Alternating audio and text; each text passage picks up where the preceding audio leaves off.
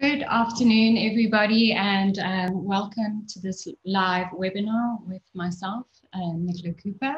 I am a trend analyst and cultural strategist based in Cape Town, South Africa, and it is my honor and pleasure to join you here today via the virtual world.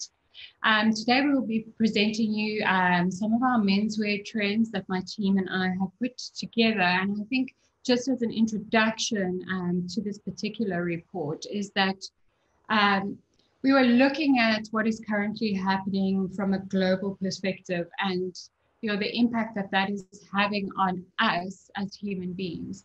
And we started to sort of identify relative patterns that in personas that we could actually see articulating and manifesting in front of us.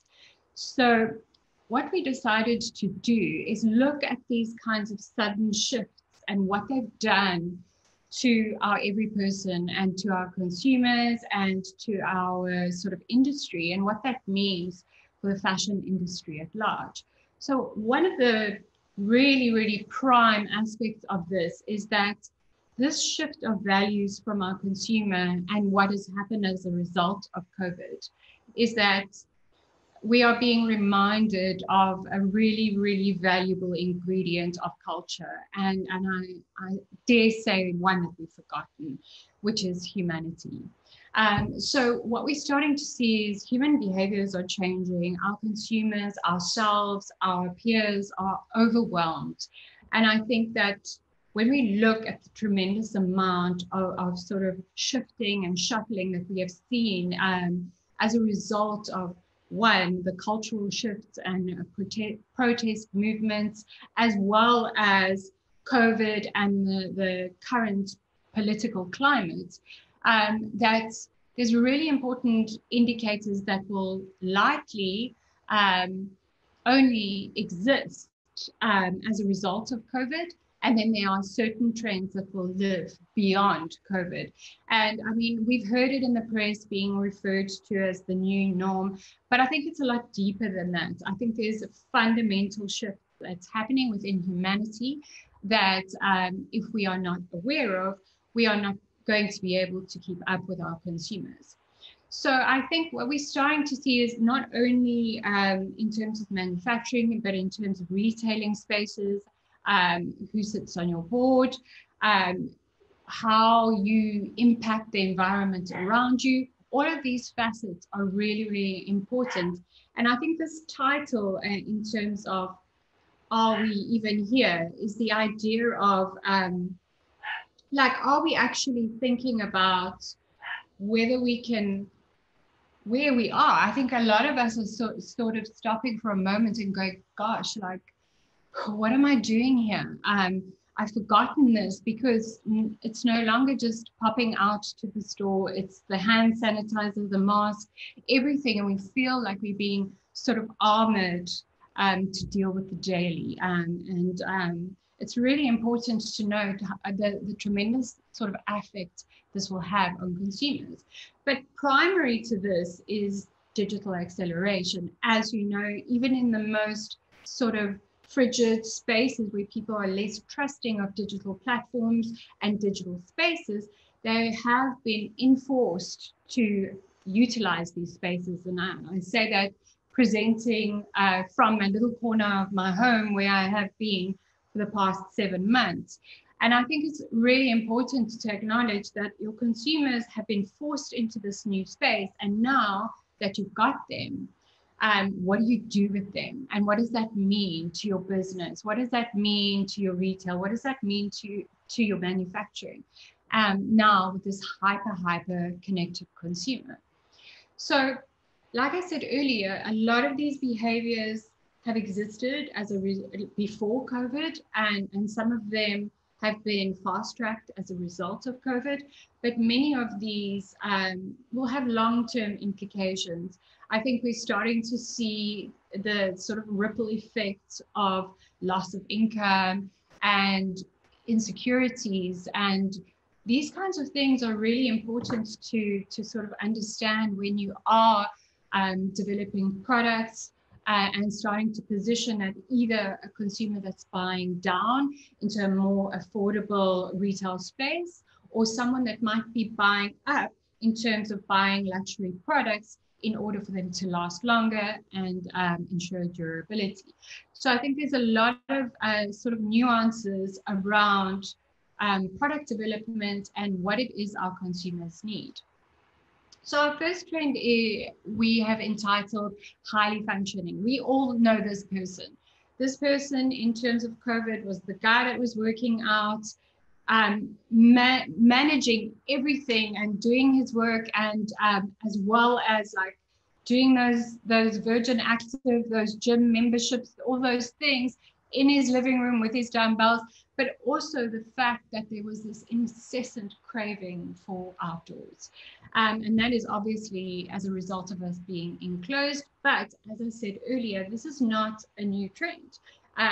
The sort of outdoor clothing market, the functional clothing market has been growing tremendously. And we've seen the shift even in the streetwear spaces where outdoor wear has now become almost an extension of streetwear. And we look at the sort of rise or the new shifting of brands such as North Face and what that means to the outdoor market. And I think it's really important to understand that the desirability that we have created as a result of being confined to spaces, this new sort of explorer and someone that just wants to engage with a world that we were previously ignoring. So what this does is that the adaptability of utilitarian highlights is really, really important. Now that you're seeing your consumers shifting and changing and making multi-functional spaces, their garments have to be equally so. And it really is about the idea of form and function as well as significant lifestyle choices. So it's really important to understand, as diverse as your consumer is and as sort of shifting as he is, it's almost a little bit like a Rubik's Cube that we have to constantly shift with this sort of ever shifting space. So it's a constant thing that we as trend analysts are sort of quickly trying to sort of manifest what is actually happening and how do we best support our industries. So obviously this is really brought about by consumer sentiment, and it's a push towards increased durability and convenience where they purchase.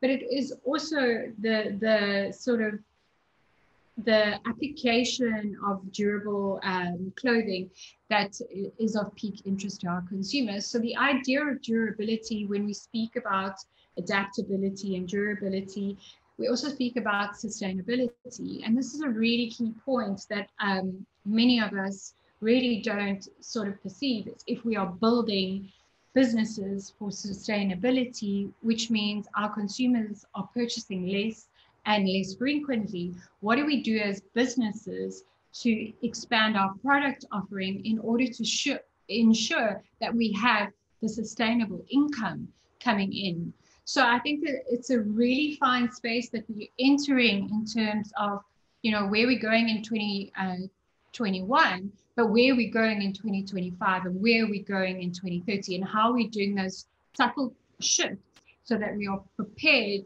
for this dynamic, because it is inevitable.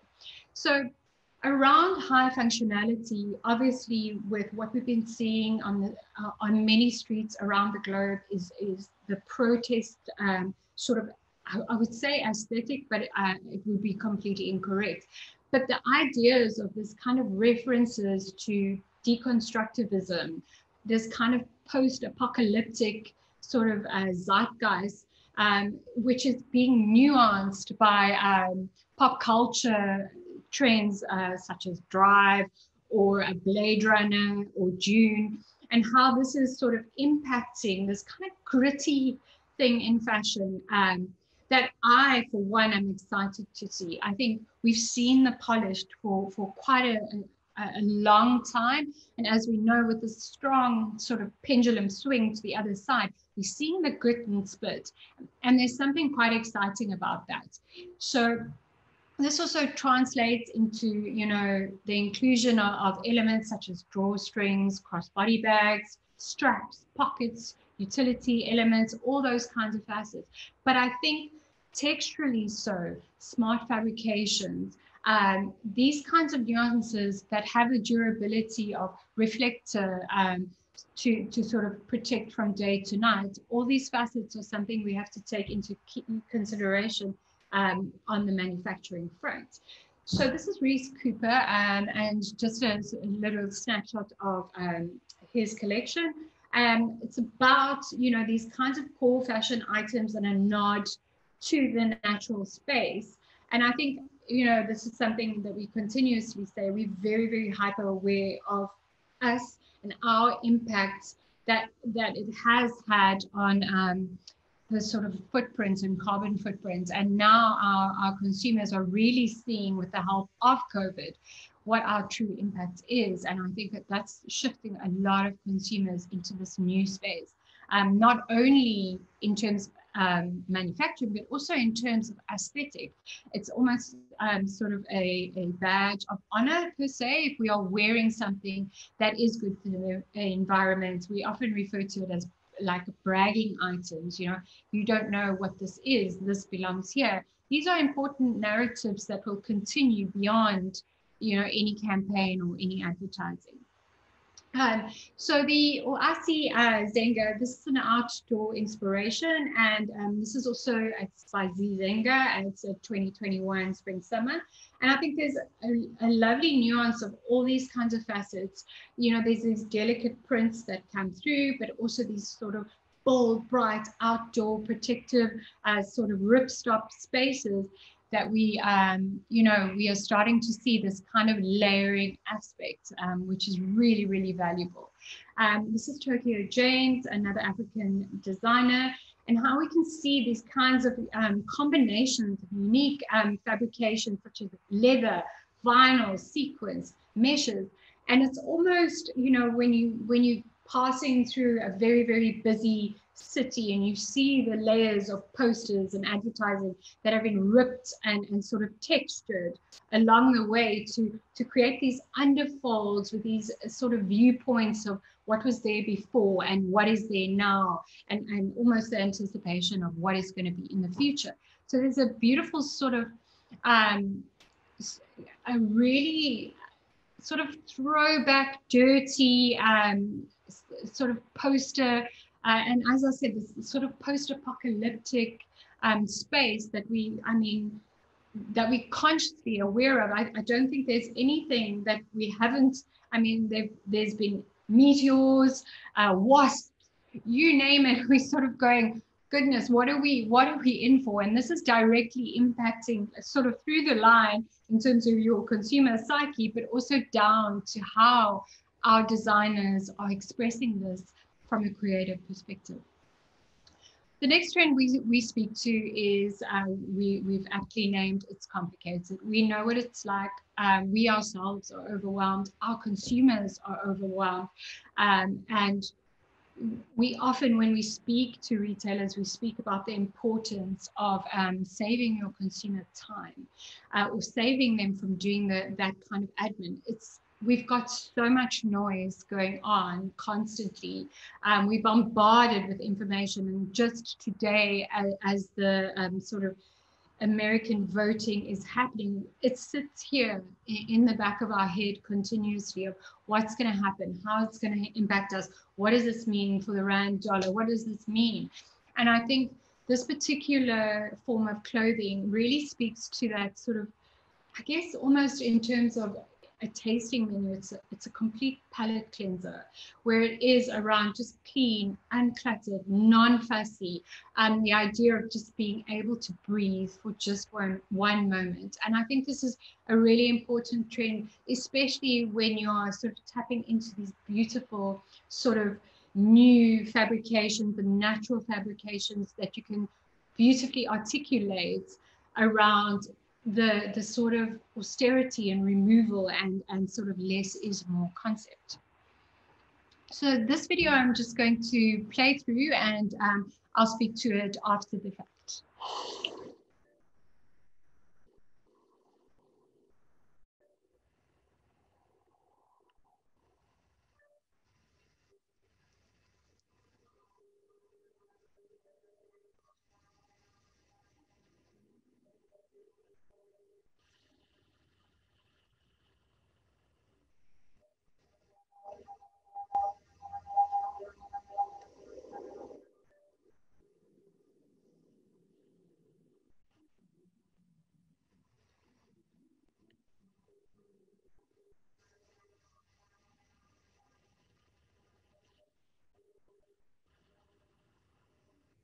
So just picking up on that, this is Jill Sanders Spring Summit 2021, and really seeing the immersion of cotton tools and these beautiful neutrals, navy, accented powder blue, but really it's the stripped down bare minimum.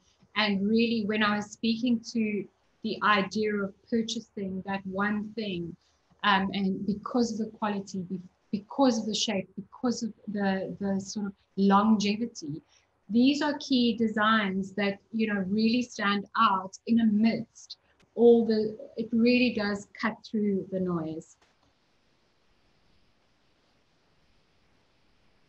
Sorry, I'm just being told that my computer sound is off. So unfortunately, I'm not sure why that is, but I will ensure that we have this available in terms of a link so that you guys can view it in your own time. Welcome to the technological world from my humble home. So this is Tabo Koppel. And this is, again, the translation, his collection, the Duxbury collection, is really, again, that sort of just pulling back this classic, simple silhouettes, crisp creams, balanced with strong navies, with textured accessories. It really is, the capsule collection of a minimalist dream.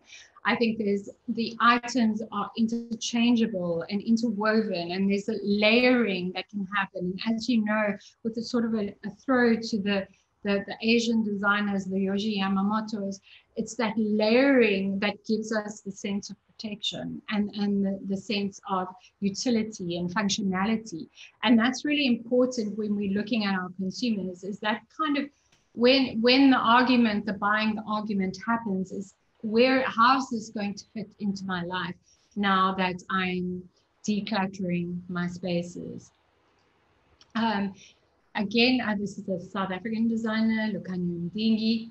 His collection Relic, which again, completely pared back, but what we're seeing, the focus is these incredible suiting, jersey, mohair, these deep, rich brown tones, this sort of strong trench coat, which we are seeing as a trend from a global perspective, but how it's nuanced with the linings and the detailing. And I think this is such an important thing, is that when we are sort of overwhelmed with information, we tend to miss the details. And I think this is just that idea of pressing pause. And I think that's something that we've all learned how to do, is in amongst this chaos, is hit that button, stop for a moment, breathe, and figure out how we're going to adjust ourselves. This is DNA by Neil Barrett. Again, you're seeing strong color blocking, but cotton tools, jersey, linen, fleece, really just pulled back. Again, these very, very strong neutral tones, as well as bucket hats and those kinds of accessories, which we know sort of translate, with this kind of multifunctionality and just classic simplicity, which I feel has been missing for a while now. The next one is a key trend of mine. It's something that I really, really love watching. And it is brought on by the fact of something which we refer to as the nostalgia pendulum, which is a rolling 30-year cycle or pop culture cycle. So what that means is that it takes, according to Patrick Metzger, who coined the phrase, it takes about 30 years for a critical mass of people who were consumers of culture when they were young to become their own creators of culture in their adulthood. And I know that sounds like a little bit of a tongue twister, but what that means is now myself in my 40s, as someone that generates content and is a contributor to culture, is inevitably selling my own youth culture back to myself. And this is why some of us that are in our 30s and in our 40s are seeing our childhood being replayed back to us. So there are these kinds of familiarities that are coming, whether it be the prequels of the Karate Kid or that weekend sound that has that 80s synth, it's back. And it's something that we immediately feel nostalgia towards. It's this idea of memory. And this is really important during this time, the idea of, in amidst this chaos, something that makes us feel good and reminds us of being a kid and reminds us of all those elements that we enjoyed in our childhood. And I think that's a really important part when we're looking specifically at African trends. The idea that when we speak of South African Black fashion, there is no real nostalgia. It hasn't really been documented. And it's something that, you know, now our designers that are creating for the present will create that in 30 years' time, that revisit to something that didn't previously exist. So this is where designers such as Rich Mnisi come into play. His collection was really, was in memory to his mom and woman, and how it's just, how it's driven by his own current memory, but also the development as a young African designer for a future memory. And I know it sounds a little paradoxical, but when you look at the African fashion space and the idea that, previously in terms of documentation or historical documentation, there wasn't something that we could refer to in terms of our history of fashion, our history of African fashion. And I think that now what we're starting to see with current African designers and creators is that we are creating something now that will live beyond our kind of existence and will leave a legacy beyond our lifespan. So again, I'm just going to show you this without sound, but this video by Richard Nisi was shot in the Transkei, which has a very special place in my heart. It's where I grew up. And unfortunately, it is without sound, but it isn't without beautiful visuals.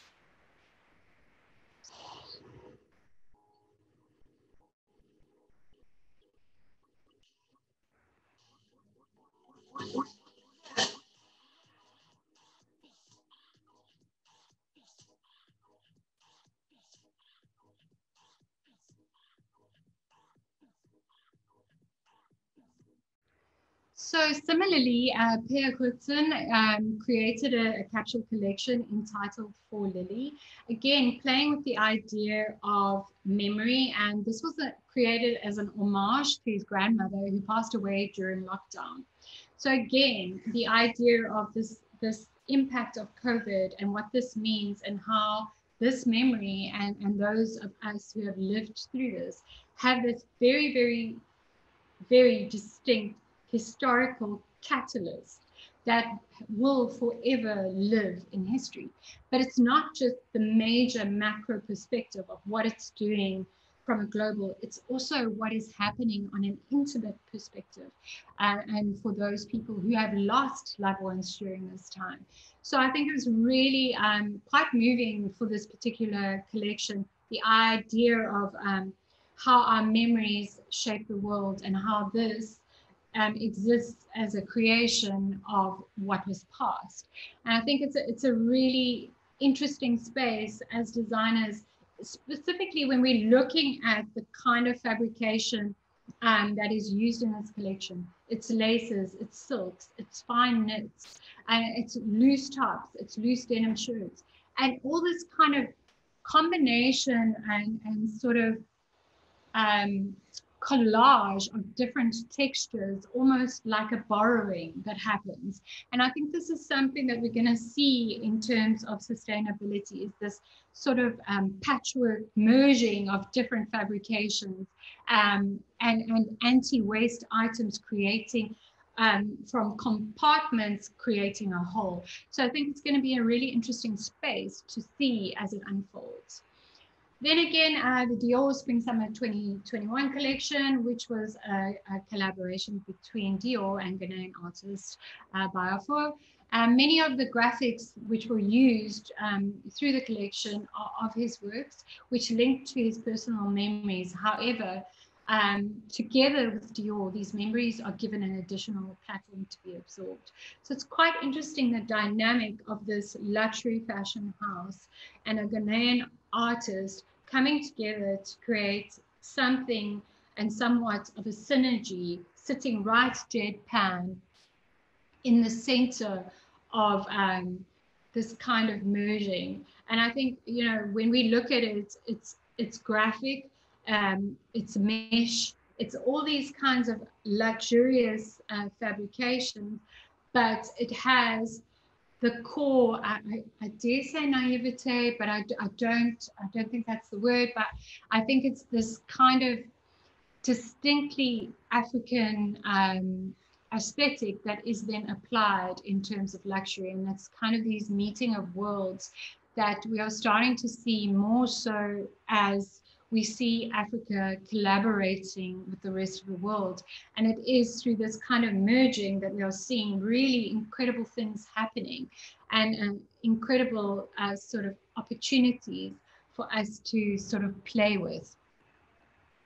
The next trend we're going to go into is around the idea of optimism. I think, you know, what we're starting to see, and specifically as someone that works in the FMCG space, as well as, you know, in terms of fashion and lifestyle, lifestyle extends beyond wellness in terms of keeping fit and eating well, the correct kinds of foods, and how that's impacting just from an overarching consumption perspective, is that our everyday routines were completely and utterly disrupted. And I know that we've spoken about disruption pre-2020, but when we speak about disruption pre-2020, it's definitely not the disruption of 2020. If we're going to speak about disruption, we're going to speak about 2020 for years to come. So what we're starting to see is the impact of the financial stresses, the income loss, the health concerns, which have driven consumers to seek a new sense of kind of normalcy and a reason to laugh. And that tiny silver lining. And I think the name of this trend was really coined by my team, who had been observing, you know, our stats and sort of what is impacting our consumers here in South Africa from all facets, from a affordable retail space to even a basket size that someone can afford and what they can eat at this precise moment. And when we spoke to our clients, one of the things we realized is that our consumers need a little bit of hope and they need a little bit of optimism. And how do we utilize this necessity to bring them something that will make them feel better, whether it is you know, the value that they place on a garment, or how the garment is manufactured, how it makes them feel. And what does it align to, and does it align to your consumers' bigger picture of hope, and bigger picture of how they're going to navigate this space for the next few years as we see the ripple effect forward into the next sort of 5 years, and how we're going to recoup both as a country in South Africa, but as well as globally. So, as I said, this is beyond food intake or exercise, you know, and it's around specifically consumers' purchasing priorities. I think more and more of our consumers are and wanting to know what it is I'm buying and why I'm buying it and the story behind the fact. And I think that's the idea in the retail spaces of you, if we build it, they will come. If the product is there, our consumers will just buy.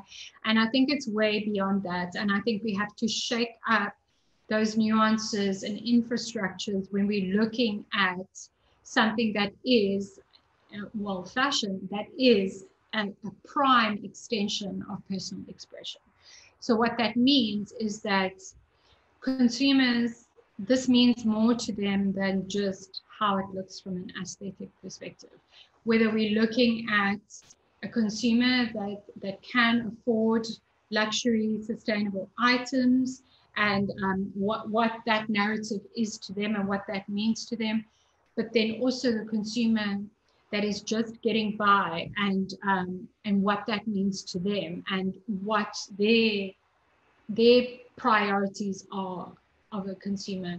And many of those who know my work understand the idea, especially in spaces like South Africa, where there is a strong sort of economic divide, is that there is an understanding of the democratization of fashion and the idea that even though it is an affordable retail space, our consumers' money is still of value and they still deserve the respect that any other consumer does.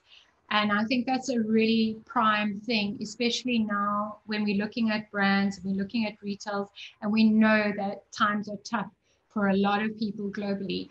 What that extension of monetary exchange takes for our consumer to get there. And I think this is really around the humanization of COVID.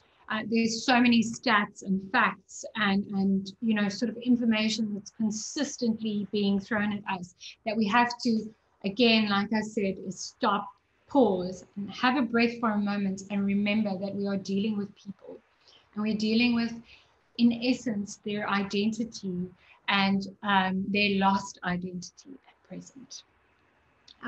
Again, just playing without sound, roll with me, guys. But you can see the subtle nuances and the homage that we are playing towards encouraging a natural space.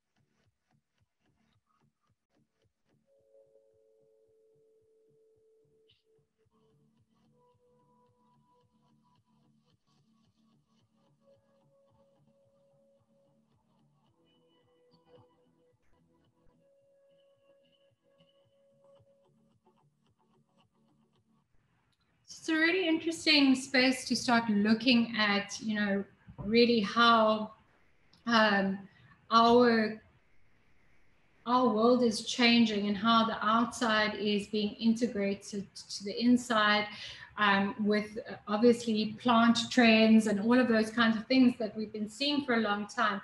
But what we really understand more so than anything else is those trends that existed previously to COVID now are further enforced by COVID.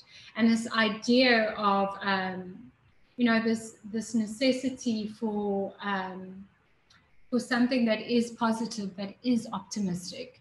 So just a sort of touch base on this particular slide. This Nigerian heritage by Aluluwaya, liberation. And that is, I mean, when we see this kind of this kind of collage element, which I was speaking to earlier, this kind of patchworking of different items that could have potentially been waste, and how it's conformed into these beautiful block shapes, and how we can pull inspiration even from the aesthetics. I think this particular collection really shows ingenuity around young designers and the idea of upcycled elements that speak to brands' desires to be sustainable. But I think what's really important around this as well, from the African continent perspective, as you know, we often as a continent are given waste items from other countries, and it's something that is an innate part of African culture, specifically in spaces like South Africa, where thrifting and you know, going and actively seeking out things and repurposing those items and shifting them and making them uniquely ours as Africans. I think it's a really interesting space. This is something that we refer to as hyper sampling in the fashion space. It's this idea of, you know, you take a little bit of this and you pull a little bit of that and you mix it with a little bit of this and you twist it together and you mash it together and you ply it to become something that is completely unique. And I think this, the liberation facet is not only is it speaking about this particular collection around promoting Black liberation, but it's also the idea of the ingenuity of young African designers. And I often speak about, you know, Africa, our not having in Africa has really created such an interesting space around how I think great creativity comes from adversity. It's the not having. And I think that's where Africa has got this, just this sort of gold nuggets of how we take things and how we manufacture things and how we create things almost out of nothing. And I think that that's something that we as an African continent and designers on the African continent have to offer the rest of the world. It's this idea of you don't have to have more. The idea of in some cases on the African continent, countries are in extreme poverty, but that doesn't mean that creativity doesn't happen. So similarly to that, and one of my favorites at the moment is the Simon & Mary Cactus Leather collection. What I love about this collection is Simon & Mary is very, very well known headgear brand in South Africa and has played around in the space in terms of felt and classic sort of nostalgic manufacturing. I think the factory itself is now into 4th generation family members, and it's the newest generation, Dean Posniak, whose brainchild is Simon & Mary. And what I love about this is that this is old school millinery. This is 4th generation millinery, but utilizing cactus leather. And equally so shot by Jana and Koos during lockdown where no models were available. So the idea around this is, you know, these items, the bucket cap, these kinds of really, really earthy tones, this weatherproofing aspect, which also lends into, you know, the adaptability and flexibility of clothing, but just the almost tongue-in-cheek aspect in which it has been done. And again, it's this kind of hybridization of the old and the new, the natural, and how you're shifting the synthetic.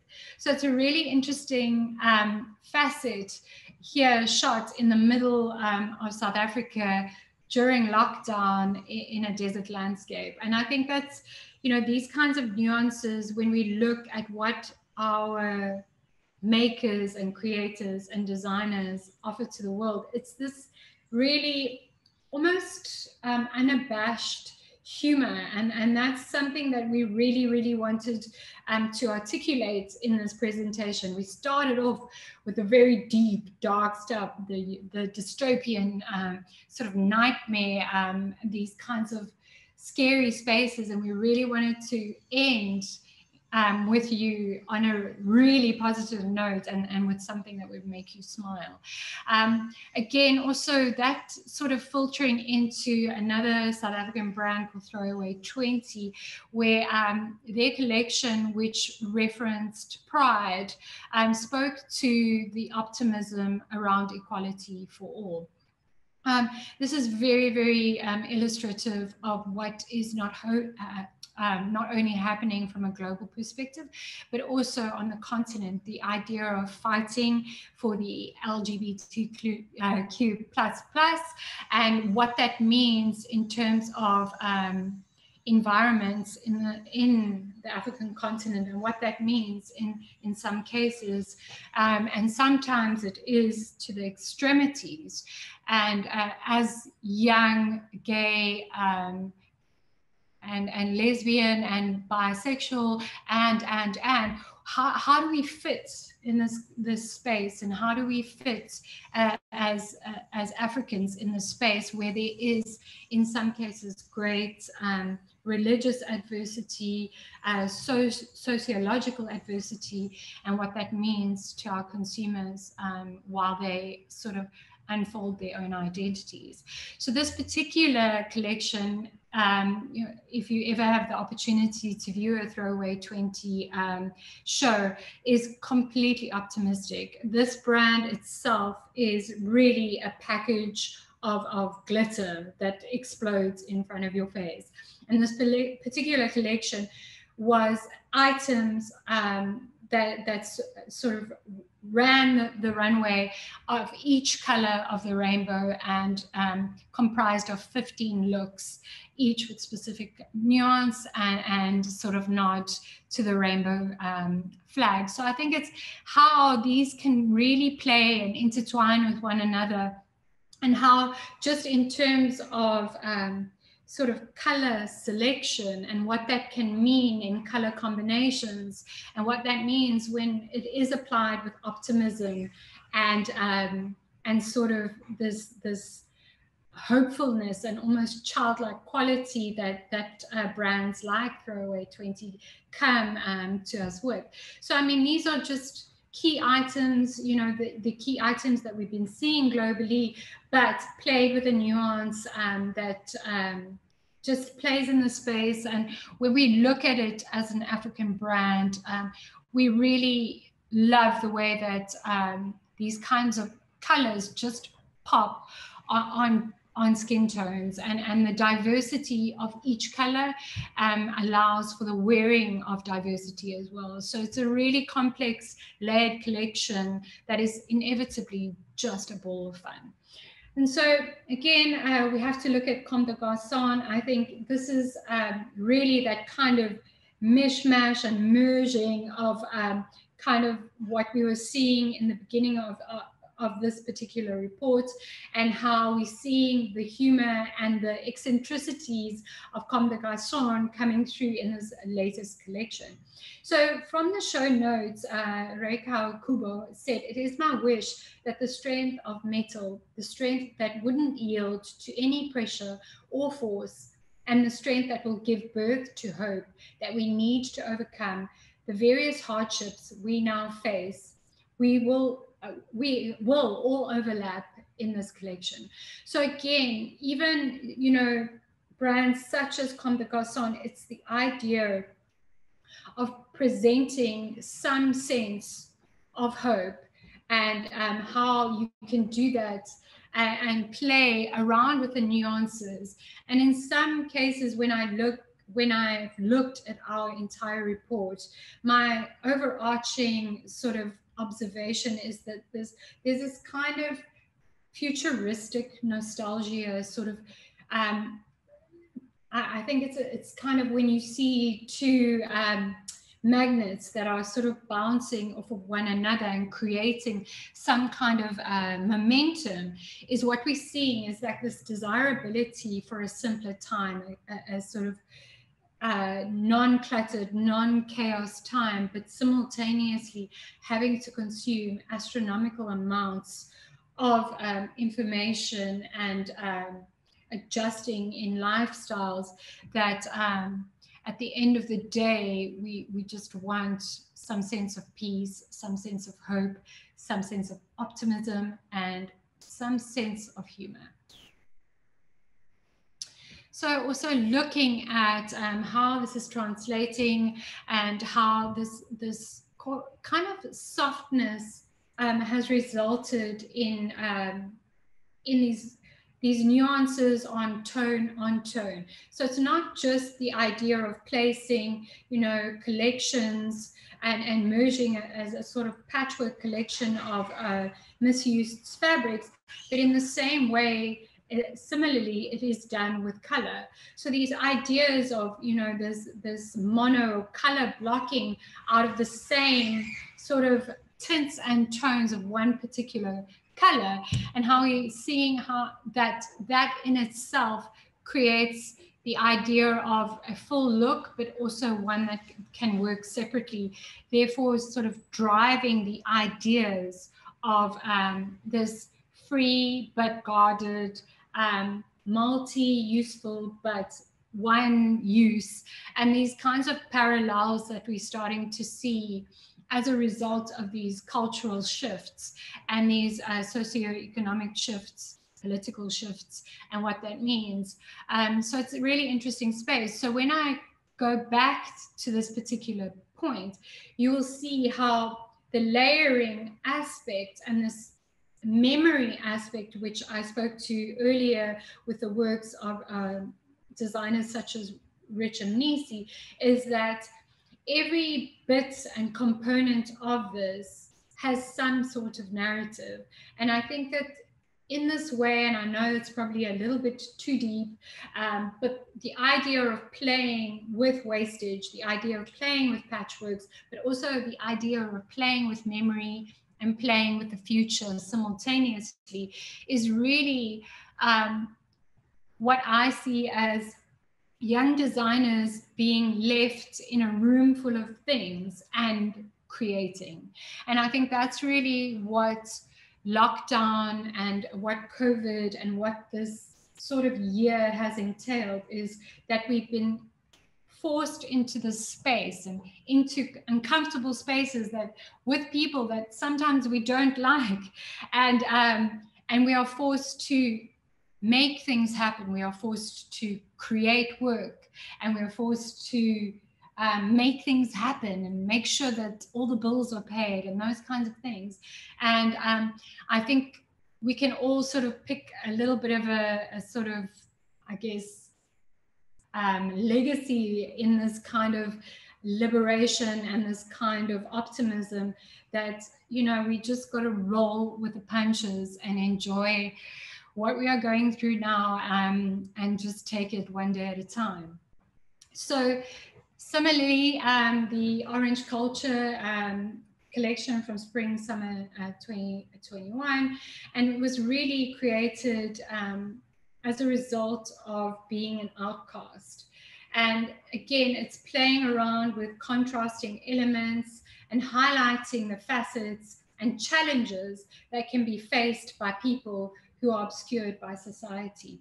So when we look at this from a more conceptual and theoretical space, it's about those unsung heroes. It's about our everyday struggles. It's about people who are struggling with depression.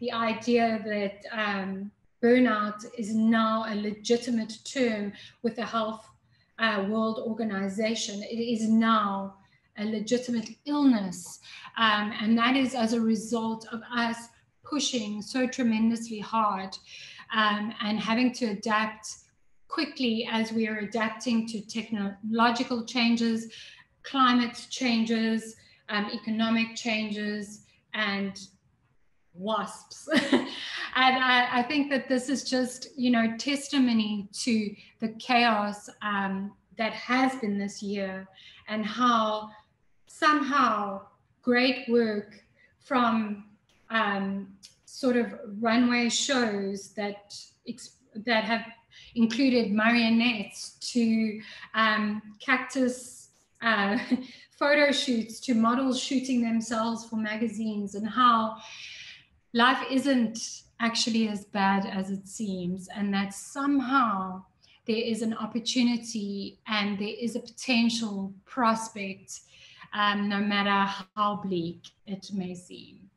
So with that said, I hope I leave you on the most positive note, and that in amongst all this chaos, we brought you, or my team and I, Nicola Cooper and Associates, brought you a reason to smile, a reason to be optimistic, and if anything, to know that we are making, irrespectively, young designers on the continent and globally are making, and I think it's going to be an exciting time ahead.